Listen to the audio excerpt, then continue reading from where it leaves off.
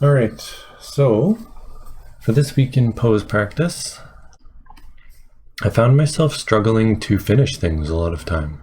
Like you could see there's limbs missing on a lot of the 90 seconds in particular. If we filter through some of these, which I can't remember if I was doing that before, to be honest. But that being said, I think my lines are becoming a lot more clean. Like I'm using less,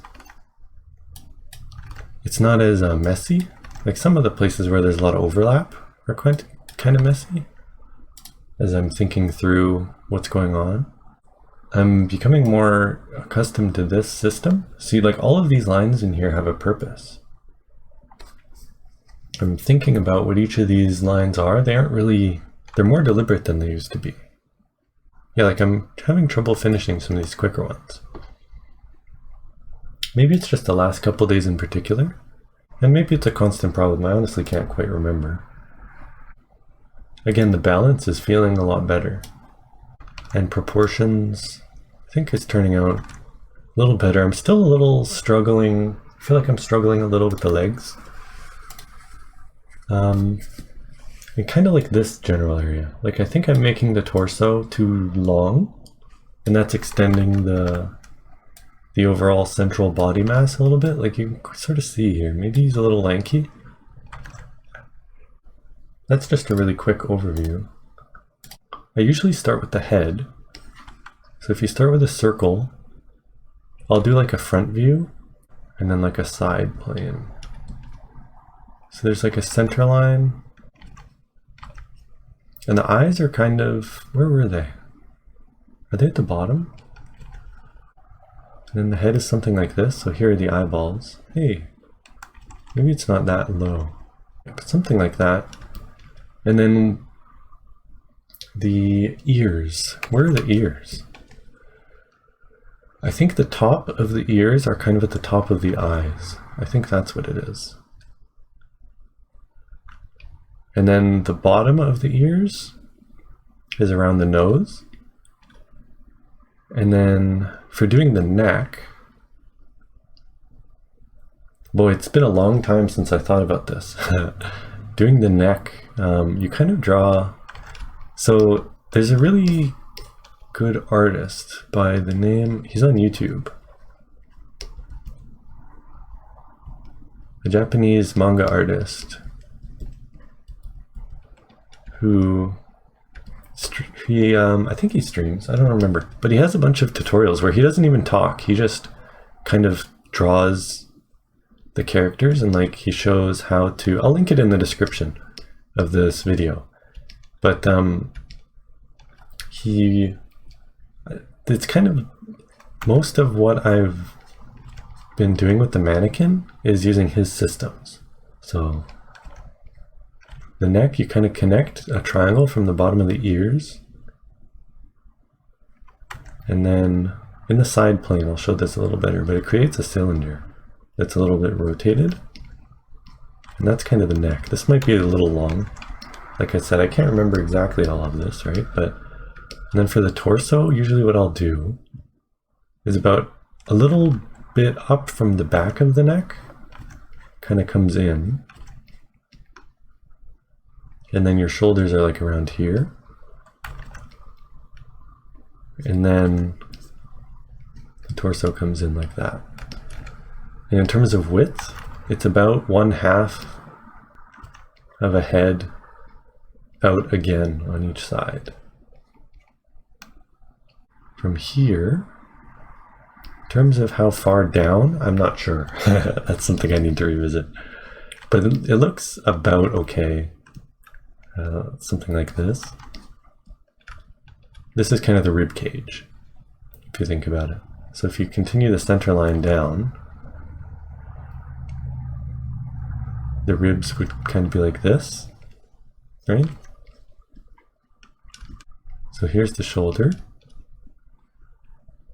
Maybe it won't be that pronounced. Something like that, who knows? And then what I usually do is take the line from kind of where this meets, or maybe even from the shoulder, and center. This is, again, this is all his style. It's, I'm not following it exactly, but it's more or less this. He creates kind of like a battle axe shape on the torso. Like if you think of an axe, like a big battle axe. There's kind of like that shape. That's kind of the way I think of it. You've got the torso, center line, and then center through the middle, and then from the shoulders in, and then kind of the bottom of the rib cage forms like that. It's a really quick way to just throw in a rib cage, right? And then on the top, you can kind of find like the pecs or the breasts on a female model. It's something like this, and then the collarbone kind of comes in a bit, right? So if you look from the side, the neck kind of shoots back a bit, does it? I can't remember. I think it does, ever so slightly. Because it's kind of rotated forward like this. Remember I mentioned that cylinder? So it's kind of going back, and then it meets the shoulders at this angle. So that's what I'm saying with this line here. Oops, this button. This line here, how it comes up in the back, it's kind of meeting about here, around here. Oops. So, kind of falls like this. And then the torso, you've got this point here, like your shoulders are about here, and then it falls forward. Torso comes forward. There's like a natural rhythm to the body where your spine kind of comes like this. I'll get more into that natural rhythm in the end. Right? So it's piecing it together like this. And again, go check out his videos. They're great. So, going forward, in between your rib cage and your pelvis, there's kind of this blobby area, right? Your guts. Doot, doot, boop, boop. I don't know how long to do this, or how wide. I'm pretty much improvising, but it's about shoulder width. On females, it can go a little past the shoulders, like maybe to here at the max. Males might go about the armpit, something like that. I don't really know. And then you've got kind of a little triangle here. Within that are like the discs. There's some bone stuff going on that I don't really understand, but basically what it means is that the top of the legs start about here. And then they go out and then in. And in terms of proportion, again, like I don't really know how long they should be. So I'm just sort of feeling it out. Hey.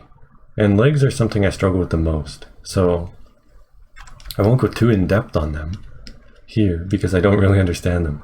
But the thing to keep in mind is that the pelvis doesn't really rotate. Say your legs are, you're sitting down, so your legs are sticking out. The pelvis is still going to be like this. So that's what these discs are, right? Not the pelvis that rotates. It's the legs that rotate kind of within them. So say if the leg was coming out this way, the pelvis is still going to be like this. So here's the torso. Here's the kind of the belly mass area. And then the pelvis, it generally, I find it follows this line pretty well. So I'll just kind of do that, but it flares out a little in the back. So that it's kind of like the head is going this way, and then the neck comes back, torso like this, and then the pelvis is back a bit again. That natural rhythm of the body. Elbow is about at the belly button level, if their arms are straight down, and then the hands are about, I mean, if you hold your arms down, it kind of reaches about here. Something like that. Legs, I don't really know. I'm not good with proportions, but there are some hints like that. that you can sort of use. Anyway, I think that's about it. I recommend checking out this guy's channel. And again, I'll link some of this stuff in the description on him. But yeah, that's just a recap for this week. I need to think more about three-dimensional drawing in 3D though. So yeah, I think that's about it for today then. Yeah, thanks for watching, and till next time.